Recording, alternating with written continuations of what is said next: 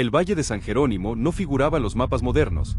Ya a juzgar por el estado de la carretera, el tiempo también había decidido omitirlo.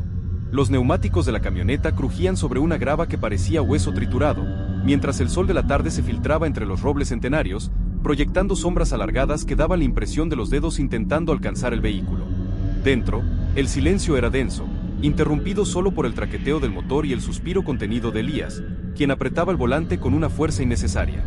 A su lado, Elena miraba por la ventana, buscando en el paisaje alguna señal de que la decisión de mudarse a la vieja granja de su abuelo no era el error catastrófico que su intuición le susurraba. En el asiento trasero, el joven Mateo permanecía absorto en su libreta de dibujos, trazando líneas erráticas que, de haber sido observadas con atención, guardaban una inquietante similitud con las ramas retorcidas que los rodeaban. La propiedad apareció tras una curva cerrada, una construcción de piedra y madera que parecía haber brotado de la misma tierra. No era una casa que invitara a entrar. Era una estructura que observaba. El abuelo de Elena, un hombre que se decía había muerto de tristeza pura, les había dejado la granja con una sola condición escrita en un testamento manchado de cera: no vendan la tierra, pues la tierra ya ha comprado nuestro silencio. En aquel momento, la frase parecía la desvariada poesía de un anciano, pero bajo la luz amarillenta del atardecer, las palabras cobraban un peso físico, casi mineral. Al bajar del coche, el aire los golpeó con una frialdad antinatural. No era solo el clima de la montaña, era una ausencia de sonido que lastimaba los oídos. Ni grillos, ni pájaros, ni el viento entre las hojas. Solo el latido de sus propios corazones.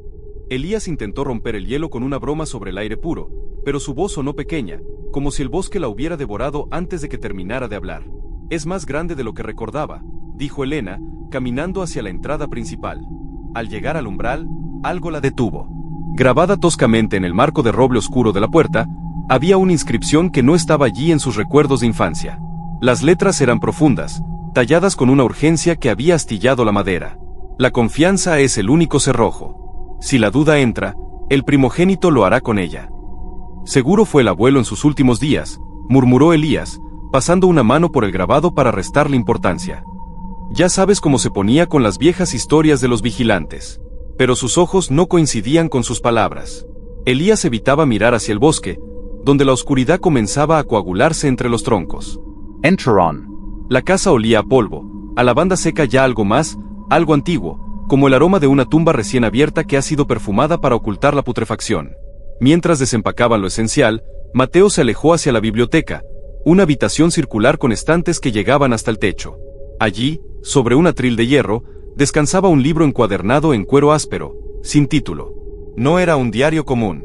Al abrirlo, el niño no encontró relaciones de cosechas o clima, sino descripciones detalladas de seres que caminaban por la frontera del mundo.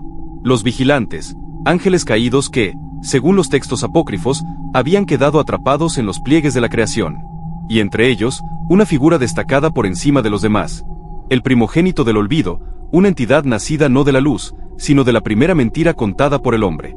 La noche cayó con una velocidad violenta. La familia se reúne en la cocina para una cena frugal. La luz de las velas bailaba en las paredes, creando formas grotescas que parecían estirarse para escuchar sus conversaciones. Elías intentó hablar de los planos para el día siguiente, arreglar el tejado, revisar el pozo, pero Elena estaba distraída. Tenía la sensación de que alguien, o algo, estaba parado justo detrás de la puerta de la cocina, manteniendo el aliento. ¿Escucharon eso?, preguntó Mateo de repente, dejando caer el tenedor. Es la madera asentándose, hijo, respondió Elías, aunque él también lo había sentido, un leve siseo, como el roce de una túnica de seda sobre el suelo de piedra. Elena se levantó y caminó hacia la ventana. Su reflejo en el vidrio le devolvió una mirada de cansancio, pero detrás de su imagen, allá afuera en el patio, vio algo que le heló la sangre. Una silueta alta, de extremidades imposibles, permanecía inmóvil bajo el viejo roble. No tenía rostro, solo una superficie lisa y grisácea que parecía absorber la poca luz que quedaba. Lo más aterrador no era su presencia, sino el hecho de que no proyectaba sombra alguna sobre el suelo iluminado por la luna.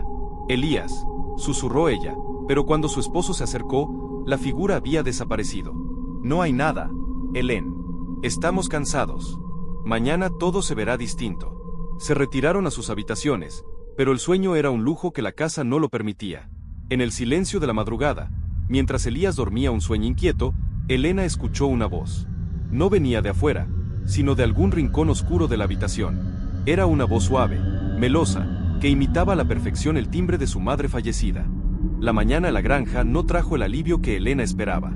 La luz del sol era pálida, filtrada por una neblina que se negaba a levantarse de los campos, como si el valle mismo estuviera conteniendo el aliento. En la cocina, el café humeaba en las tazas, pero el sabor era metálico, cenizo. Elías evitaba la mirada de su esposa mientras revisaba unos papeles sobre la mesa de madera rústica. La duda sembrada por la voz de la noche anterior pesaba en el pecho de Elena como un bloque de granito. ¿Dormiste bien? Preguntó Elías, sin levantar la vista. Su tono era demasiado casual, casi ensayado. No mucho. La casa hace ruidos extraños, respondió ella, observando cómo los dedos de su marido temblaban ligeramente al pasar una página. Elías, ¿hay algo de lo que tengamos que hablar? ¿Sobre el dinero de la mudanza o...? Deudas pendientes. Elías se tensó.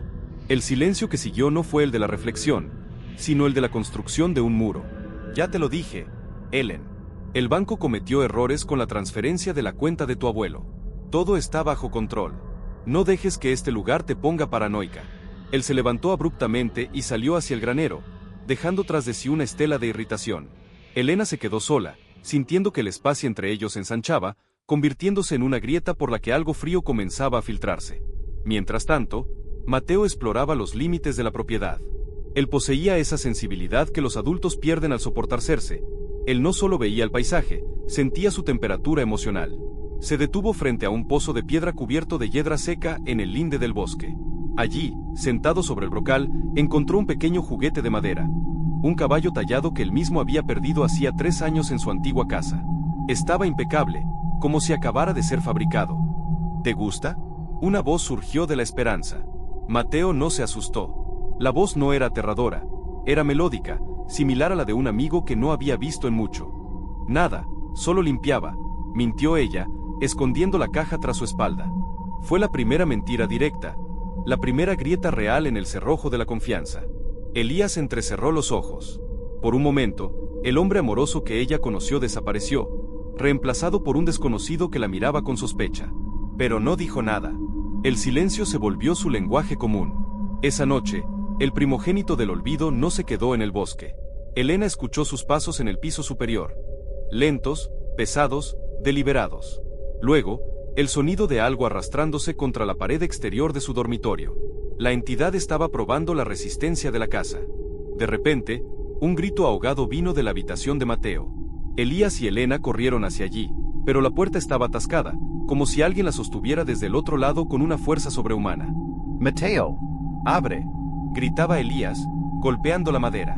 Desde el interior, no se escuchaban súplicas, sino risas. Una risa que no pertenecía a un niño, sino que era un coro de voces superpuestas. Cuando finalmente pasó la puerta, encontraron a Mateo sentado en medio de la cama, con los ojos fijos en la ventana abierta. Las cortinas flameaban violentamente. Él dice que el tiempo se acaba, dijo el niño con una voz monótona. Dice que la puerta principal ya no está cerrada. Solo está esperando a que uno de ustedes deje de creer por completo. Elías caminó hacia la ventana para cerrarla, pero se detuvo en seco. Abajo, en el camino de entrada, las luces de la camioneta se encendieron solas, iluminando la figura grisácea del primogénito. La entidad levantó una mano larga y delgada, señalando directamente hacia el corazón de la casa. En ese momento, Elena miró a Elías y vio en sus ojos el reflejo de la caja de metal que ella había escondido. Elías miró a Elena y vio en ella la desconfianza que ya no podía ocultar. Abajo, en el silencio de la noche, se escuchó un quejido de madera vieja. La puerta principal se había abierto 1 centímetro más. El ser ya no estaba fuera, su aliento frío ya circulaba por el pasillo. La mañana del tercer día no trajo el sol, sino una penumbra estancada que obligó a mantener las luces encendidas, aunque la electricidad parpadeaba con una arritmia angustiante. El ambiente de la casa se había vuelto físico, casi sólido. Era como caminar a través de agua estancada. La puerta principal, aunque Elías había intentado cerrarla con saña y hasta apuntalarla con una silla, mantenía esa rendija imposible, 1 centímetro de oscuridad que ninguna fuerza humana lograba sellar. Elías, consumido por una energía nerviosa, decidió bajar al sótano. Necesitaba herramientas, pero sobre todo, necesitaba alejarse de la mirada inquisidora de Elena. Allí, entre estantes carcomidos por la humedad y cajas que olían a un tiempo que no les pertenecía, encontró un hallazgo que cambió el eje de su miedo. Debajo de una lona podrida, no había herramientas, sino una serie de fotografías marcadas. Eran retratos de la familia de su abuelo. En todas ellas, los rostros habían sido borrados, no por el paso del tiempo, sino por lo que parecían quemaduras de cigarrillo o raspaduras de uñas. Al fondo de la pila, encontró el diario del antiguo dueño, el que mencionaban las leyendas locales. Las páginas finales eran un caos de caligrafía fracturada. No se llevó sus cuerpos primero, se llevó sus nombres. Luego, sus recuerdos. Cuando dejamos de confiar en que el otro era quien decía ser, el primogénito nos reclamó: el ayuno no es de pan, es de la máscara que usamos para amarnos. Si la máscara no cae por voluntad propia, él la arrancará con la piel. Un escalofrío recorrió la columna de Elías. Entendió que el desvanecimiento de su antecesor no fue una metáfora, fue una anulación de la existencia. Mientras tanto, en la planta superior, Elena no pudo contenerse más.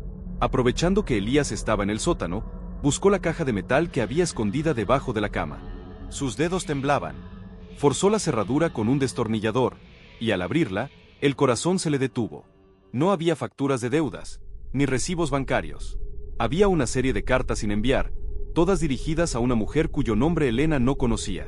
Las cartas databan de meses antes de la mudanza. En ellas, Elías hablaba de un error irreparable y de la necesidad de empezar de cero donde nadie pudiera encontrarlos. ¿Qué estás haciendo? La voz de Elías, ronca y cargada de una furia gélida, resonó desde la puerta. Elena dio un salto, dejando caer la caja. Las cartas se esparcieron como hojas muertas sobre la alfombra. ¿Quién es ella, Elías? ¿De qué error hablas? ¿Por eso nos trajiste a este matadero? Nos usaste de escudo, gritó Elena, sintiendo que las paredes de la habitación comenzaban a cerrarse. No es lo que parece, empezó a decir Elías, pero su voz se quebró. En el rincón más oscuro del techo, una mancha de humedad comenzó a expandirse rápidamente, tomando la forma de una mano que descendía hacia ellos. Abajo, en la sala de estar, Mateo estaba sentado frente al televisor apagado. En la pantalla de cristal negro, no veía su reflejo, sino la imagen de la casa tal como era hace 100 años. Vio a una familia sentada a la mesa, en silencio absoluto, mientras una figura grisácea, el primogénito, le servía platos vacíos. El niño entendió la regla que sus padres estaban rompiendo. El monstruo no se alimentaba de su carne, sino de sus omisiones. De repente, un objeto rodó por el pasillo y se detuvo a los pies de Mateo. Era el anillo de bodas de su madre, el que ella nunca se quitaba. Pero Elena seguía arriba, gritando. El aire dentro de la casa se volvió granulado, como una fotografía vieja que comienza a deshacerse. El pie del primogénito sobre la alfombra no solo dejó ceniza, dejó un vacío. Donde la entidad pisaba, el tejido de la realidad parecía borrarse, perdiendo textura y color. La familia, agolpada en lo alto de la escalera, retrocedió instintivamente, pero el pasillo detrás de ellos se sentía ahora infinitamente largo, una garganta oscura que amenazaba con tragárselos. No se mueven, susurró Elías, aunque sus propias piernas flaqueaban. La silueta en el umbral no avanzó más, como si disfrutara de la parálisis de su presa. El primogénito comenzó a emitir un sonido, un zumbido de baja frecuencia que hacía vibrar los dientes y los huesos. Entonces, las ventanas de toda la casa comenzaron a vibrar en respuesta. Lo que empezó como un temblor se convirtió en un coro de voces. Eran ellos mismos. Desde los vidrios, la voz de Elena gritaba verdades que aún no había pronunciado. La voz de Elías suplicaba un perdón que no se atrevía a pedir, y la de Mateo lloraba con una angustia que el niño había mantenido bajo la llave en su pecho durante años. Es un truco, dijo Elena, tapándose los oídos. No es real. Pero el entorno decía lo contrario. El cuadro del pasillo, un paisaje al óleo que siempre había estado ahí, comenzó a mutar. Los árboles de la pintura se retorcieron hasta parecer figuras humanas suplicantes, y el cielo pintado se volvió de un rojo visceral. La casa estaba dejando de ser un refugio para convertirse en un organismo que los digería lentamente. La paranoia, alimentada por los susurros de las ventanas, comenzó a hacer su trabajo. Elena miró a Elías, y por un segundo, no vio al hombre con el que se casó, sino a una sombra compuesta por las mentiras que acababa de descubrir en las cartas. ¿Realmente era su esposo, o la entidad ya lo había sustituido por una versión hecha de secretos? Mateo, ven conmigo, dijo ella, estirando la mano hacia el niño. No, mamá, respondió Mateo, retrocediendo hacia su padre. Su voz era plana, despojada de emoción. Tú también mientes. Dijiste que este lugar sería hermoso. Dijiste que estaríamos a salvo. El niño sacó el caballo de madera de su bolsillo y lo dejó caer por el hueco de la escalera. El objeto no hizo ruido al chocar contra el suelo, simplemente desapareció en la negra que ahora inundaba la planta baja. De repente, Las luces se apagaron definitivamente. La única iluminación provenía de la luna, que se filtraba por las ventanas vibrantes, proyectando sombras que parecían tener vida propia. El cerco se estaba cerrando. Elías sintió un roce helado en su nuca, como si alguien estuviera de pie justo detrás de él, pero al girarse, solo había una pared grisácea que parecía estar sudando un líquido negro y espeso. «Tenemos que ir a la biblioteca», logró decir Elías. El diario. El abuelo mencionó algo sobre la luz de la verdad. «Si nos quedamos aquí, nos separará uno a uno». Comenzaron a moverse por el pasillo lateral, pero la arquitectura de la casa ya no obedecía a la lógica. La puerta que debía conducir a la biblioteca ahora daba a un vacío oscuro donde el sonido de un goteo constante resonaba como un reloj de cuenta regresiva. Cada paso que daban era un acto de fe ciego, y con cada paso, una nueva duda florecía. «¿Escuchaste eso, Helen?», preguntó Elías, deteniéndose en seco. ¿El qué? «No escucho nada más que esos malditos cristales». «Tu voz», murmuró él, con los ojos muy abiertos. «Estás hablando con la voz de esa mujer. La de las cartas». Elena sintió un frío mortal. Ella no había dicho nada sobre las cartas en los últimos minutos, pero el aire a su alrededor parecía estar reproduciendo sus pensamientos más oscuros, distorsionándolos para que Elías los percibiera como una traición. La puerta de la habitación de Mateo crujió, no por la fuerza, sino por la fatiga del material. La escarcha que cubría el picaporte comenzó a extenderse por la madera, dibujando patrones que parecían venas blancas y frías. Adentro, la familia estaba atrapada en un triángulo de sospecha. Elías sostenía una lámpara de aceite cuya llama azulada apenas lograba perforar la penumbra, mientras Elena lo observaba con una mezcla de miedo y repulsión que no podía ocultar. «Esa voz, la que habló afuera», susurró Elena, su voz temblando. «Dijo que el abuelo olvidó quién era para ocultar lo que hizo. ¿Es eso lo que intentas hacer tú, Elías? ¿Es por eso que las cartas dicen que este lugar es para esconderse?» Elías bajó la lámpara, y las sombras de sus rostros se proyectaron gigantescas contra el techo, distorsionándose como monstruos. «Las cartas no eran para otra mujer, Elena», estalló Elías, aunque su voz sonó ahogada, como si el aire de la habitación se estuviera volviendo espeso como el lodo. «Eran para mi hermana, la que todos en mi familia decidieron borrar de la historia, la que murió en aquel accidente del que nadie habla. Yo quería confesar, quería ir a la policía, pero tu abuelo me convenció de que el silencio era la única forma de protegerte a ti. Este error irreparable fue el pacto que hice con él para que tú no cargaras con la culpa de lo que mi familia hizo». Elena retrocedió, golpeando la estantería. El peso de esa revelación fue como un golpe físico, pero antes de que pudiera procesarlo, la entidad lanzó su ataque más cruel. Desde las sombras de la esquina superior de la habitación, el aire comenzó a condensarse hasta formar una figura que imitaba a Elena. No era un reflejo exacto, era una versión grotesca, con los ojos vacíos y una sonrisa que se extendía de oreja a oreja. La aparición no gritó, sino que susurró con la voz que Elena usaba cuando creía que nadie le escuchaba. «El mente, Elena», dijo el espectro. «Usa la muerte de su hermana para darte lástima. Mira sus manos, están manchadas de la misma ceniza que ese monstruo que espera afuera. Él no te salvó de la culpa, él te vendió a esta casa a cambio de su propio perdón». «Khaled», gritó Elías, lanzando un libro hacia la aparición, pero el objeto atravesó la sombra y golpeó la pared con un eco sordo. Mateo, mientras tanto, estaba en el centro de la habitación, pero parecía estar en otro mundo. Sus ojos estaban fijos en el suelo de madera, donde la mancha de olvido del primogénito estaba empezando a filtrarse por debajo de la puerta. Para el niño, las palabras de sus padres ya no eran sonidos, sino hilos negros que se enredaban en sus cuellos, asfixiándolos. «Ustedes no lo entienden», dijo Mateo con una calma aterradora. «Él no quiere sus secretos. Él quiere que sus secretos sean lo único que queda de ustedes». En ese momento, la realidad se fracturó. La habitación de Mateo ya no era una habitación. Las paredes se estiraron hacia el infinito, convirtiéndose en un laberinto de espejos negros. En cada espejo, Elías y Elena veían versiones distorsionadas de su pasado. Elías se vio a sí mismo estrechando la mano del abuelo sobre un contrato que parecía estar escrito con sangre. Elena se vio a sí misma ignorando las señales de auxilio de su propio hijo por estar absurda en su amargura. La entidad, el primogénito del olvido, no necesitaba entrar por la fuerza. La puerta principal abajo se abrió un poco más, y el sonido fue el de un hueso rompiéndose. El cerrojo de la confianza estaba a punto de desintegrarse por completo.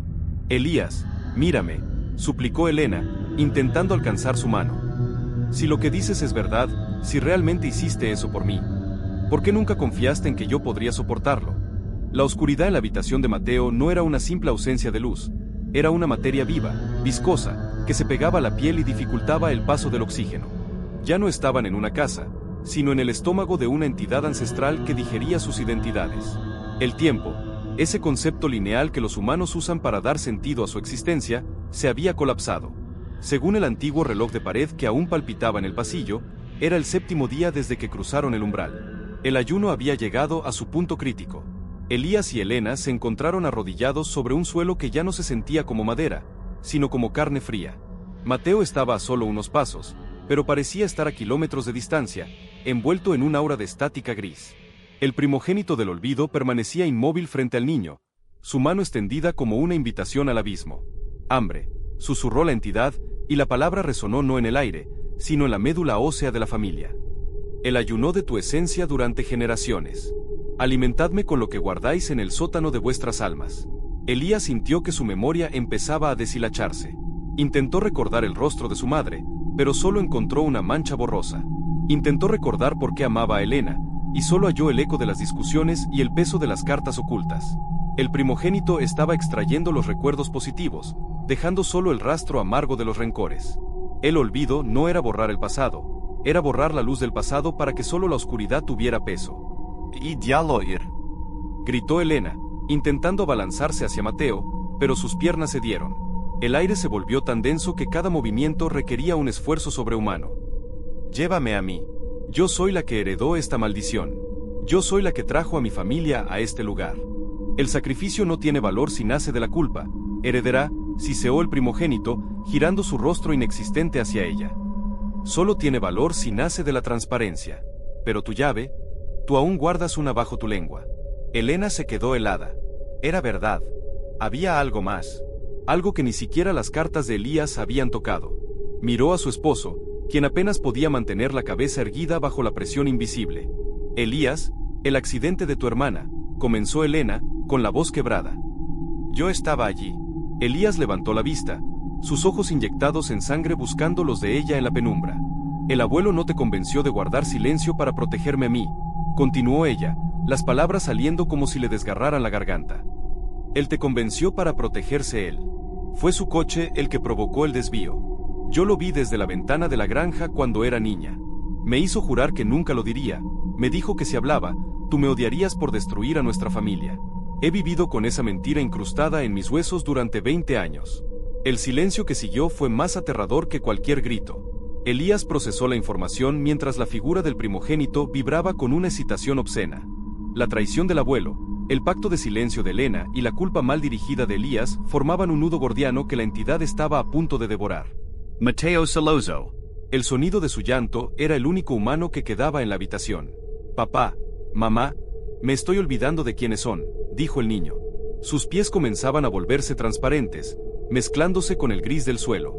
No es suficiente, susurró la entidad, sus dedos rozando el frente de Mateo. La duda aún tarde en el fondo de sus corazones. ¿Realmente confía en el uno en el otro, o solo tienen miedo a la oscuridad? Elías miró a su esposa y luego a su hijo. Sabía lo que venía. La parte más difícil del ayuno no era empezar a hablar, sino no dejar de hacerlo hasta que no quedara nada oculto. El rugido del primogénito no fue un sonido físico, sino una marea de estática que amenazaba con borrar los sentidos de la familia. La habitación de Mateo se había transformado por completo. Las paredes ya no existían, sustituidas por un vacío infinito donde flotaban fragmentos de la casa, como escombros de un naufragio en el espacio profundo. En el centro de este caos, el monstruo se alzaba como una torre de humo y ceniza, sus manos ahora firmemente posadas sobre los hombros de Mateo. El niño no gritaba, su rostro estaba vacío, sus ojos fijos en un punto que nadie más podía ver. Estaba entregándose al olvido. ¡Basta! El grito de Elías rasgó la atmósfera pesada.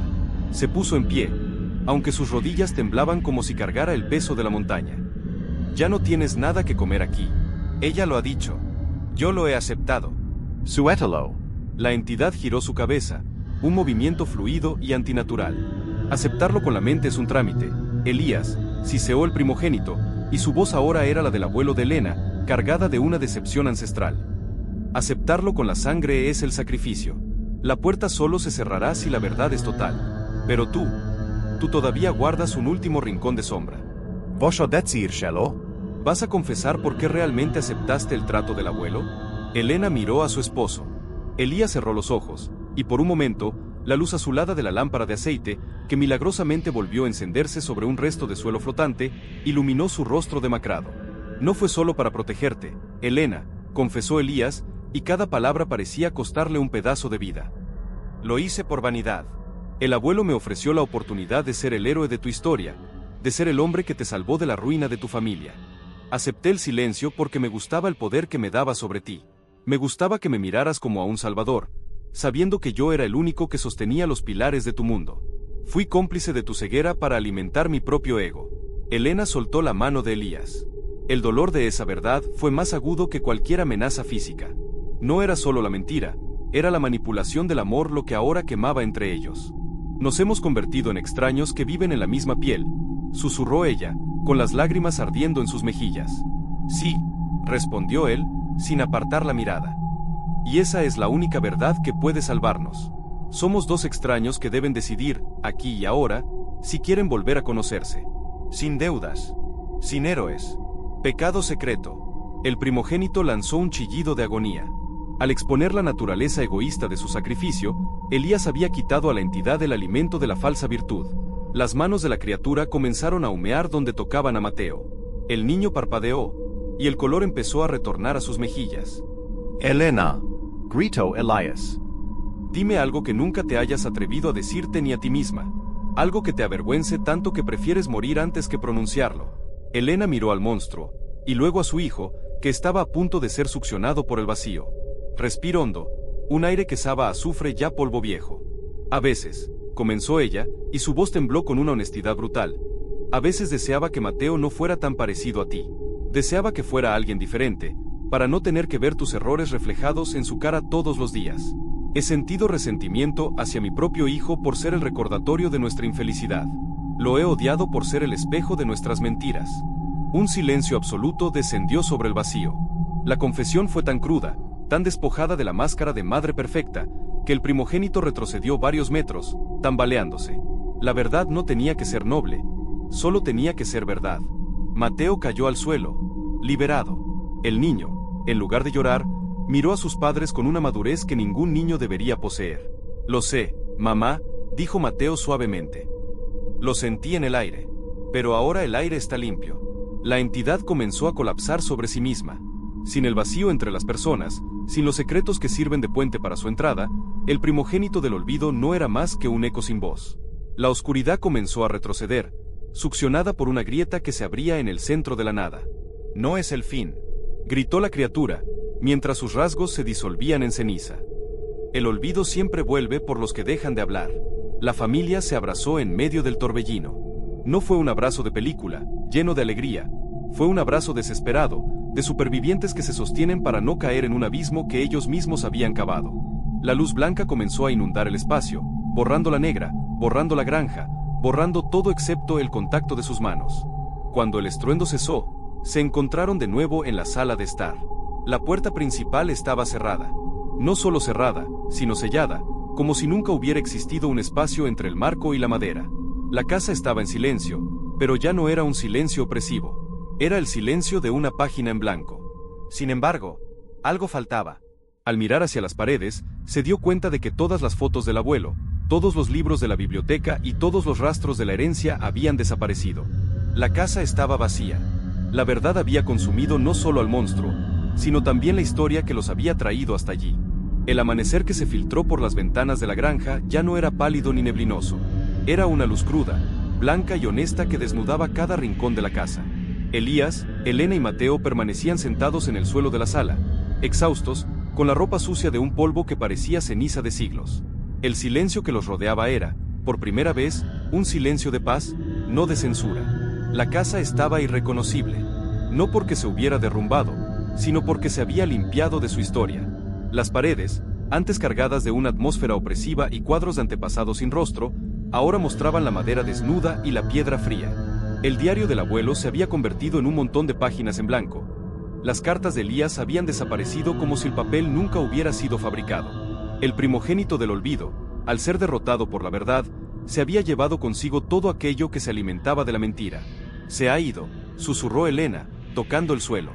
Ya no sentí la vibración de los susurros ni el frío antinatural. Realmente se ha ido. Elías se puso de pie con dificultad y caminó hacia la puerta principal. Pasó la mano por el marco de roble donde antes estaba grabada la advertencia sobre los vigilantes. La madera estaba lisa, nueva, como si el árbol acabara de ser tallado. El cerrojo físico, que antes se negaba a cerrar, ahora encajaba con un clic sólido y reconfortante. El ayuno había terminado, y la deuda de silencio estaba saldada.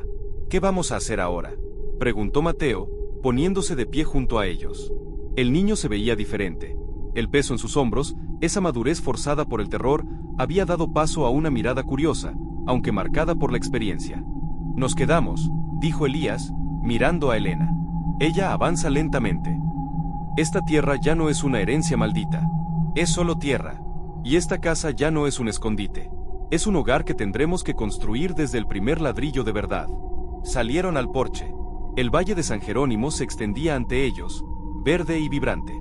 Los pájaros, que habían estado ausentes durante 7 días, llenaban el aire con un estruendo de vida que resultaba casi ensordecedor tras tanto tiempo de vacío. Sin embargo, al mirar hacia el viejo roble donde Elena había visto por primera vez a la entidad, notaron algo. El árbol estaba seco, muerto de raíz, como si hubiera servido de pararrayos para la oscuridad que fue expulsada. Entendieron entonces que la victoria no era gratuita. Habían sobrevivido, pero el precio había sido la destrucción de su pasado. Ya no eran la familia que llegó en la camioneta con secretos en las maletas. Eran extraños que habían decidido, en medio de la tormenta, que valía la pena conocerse de nuevo. «Seremos los nuevos vigilantes», comentó Elena mientras observaba el horizonte. «Pero no vigilaremos para ocultar la oscuridad, sino para asegurarnos de que la luz no se apague. El primogénito regresará si dejamos de hablar. Regresará si empezamos a decir estoy bien cuando el corazón se nos esté rompiendo». Mateo metió la mano en su bolsillo y encontró el caballo de madera. Sorprendentemente, era el único objeto que no había desaparecido. Se lo extendiendo a su padre. Elías lo tomó y vio que, en la base del juguete, ya no había marcas de antigüedad, sino una fecha tallada, la de ese mismo día. Un recordatorio de que su nueva historia comenzaba hoy. La familia no se apresuró a entrar. Se quedaron allí, bajo el sol naciente, hablando. No de grandes planos o de la herencia perdida, sino de cosas pequeñas, de miedos triviales, de gustos olvidados. Cada palabra era un hilo de luz que tejía un nuevo cerrojo, uno mucho más fuerte que cualquier madera o metal, el cerrojo de la confesión constante. La granja de San Jerónimo dejó de ser una leyenda de terror en el valle para convertirse en un lugar de una calma extraña y legendaria. Los lugareños decían que, si pasabas cerca de la propiedad al atardecer, no escuchabas el silencio de las tumbas, sino el eco de una conversación eterna. El primogénito del olvido seguía allí afuera, en los pliegues del mundo, esperando en cada hogar donde alguien calla por miedo a herir, en cada cama donde 2 personas se dan la espalda sin hablar. Pero en esa granja, en ese pequeño rincón del mundo, el monstruo ya no tenía nombre, porque allí, la verdad se servía en la mesa todos los días, tan necesario como el pan y tan clara como el agua. La historia de los vigilantes continuaba, pero esta vez, ellos no eran las víctimas. Eran los dueños de su propio silencio.